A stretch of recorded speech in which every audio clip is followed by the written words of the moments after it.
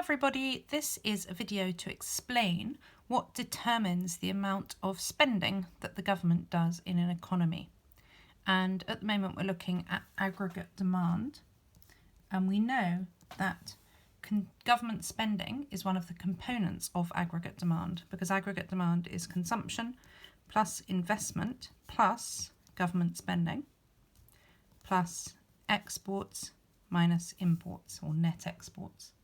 So if government spending changes, ceteris paribus, if these other things stay the same, then aggregate demand will also change.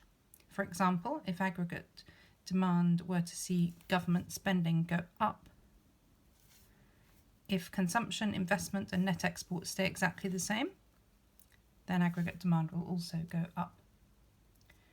And this is the way to remember what these determinants are of government spending, TWIP. The first one, you need to think about the type of economy.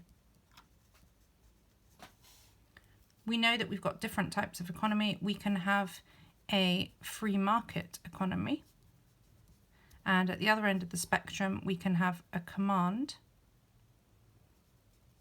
or a control economy. And then in the middle of those two we could have a mixed economy.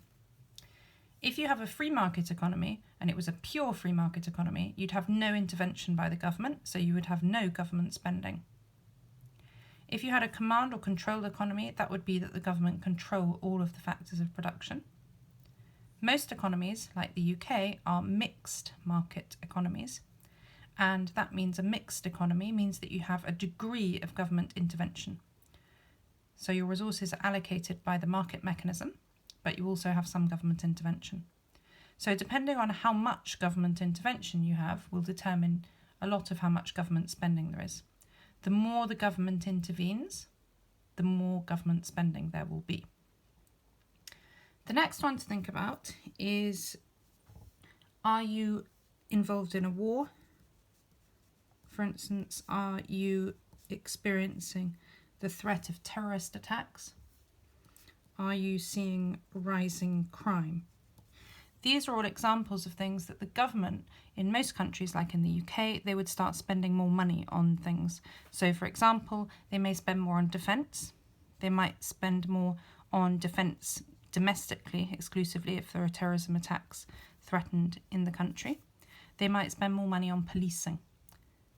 So these could all cause government spending to increase or decrease if they reduce.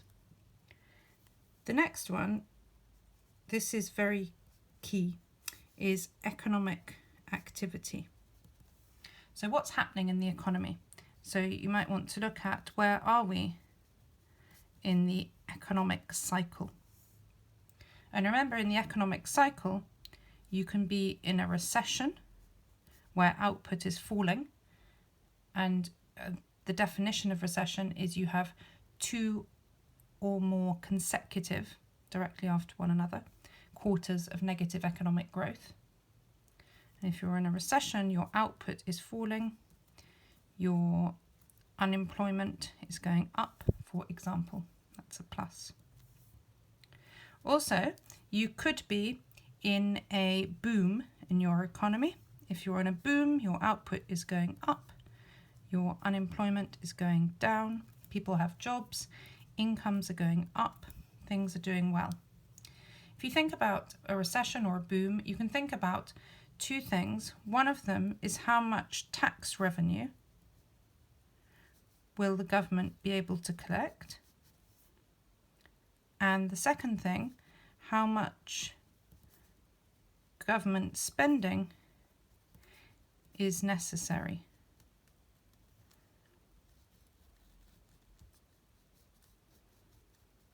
So two factors which will be determined a lot by the economic activity, where we are in the economic cycle in the economy. If we're in a recession, that will mean that businesses are making less profits, people are shopping less. All of these things will mean that there's less tax revenue. If we're in a boom and output's going up, incomes are going up, businesses are making lots of profits, then tax revenue will go up, so the government will have more money to spend. The second thing to look at is how much government spending is necessary. For example, in a recession, if unemployment is going up, in the UK, a lot more money would be spent on unemployment benefits. So how much money has to be spent by the government?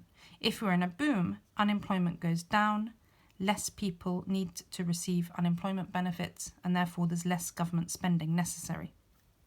We'll come to this later, but these are called automatic stabilizers. We'll look at those later, automatic stabilizers. So these are two things to consider according to where you are in the economic cycle.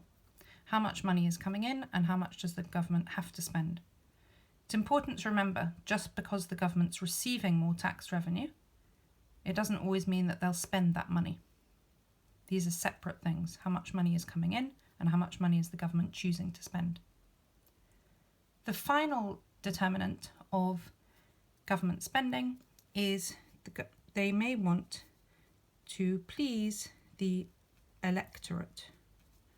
The electorate are people who vote in a country, and if there's an election coming up, the government might want to increase their spending so it looks as if the economy is doing better. There's more money flowing around the economy, and that encourages people to vote for them.